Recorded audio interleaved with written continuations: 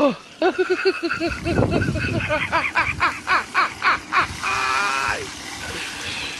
Carlos!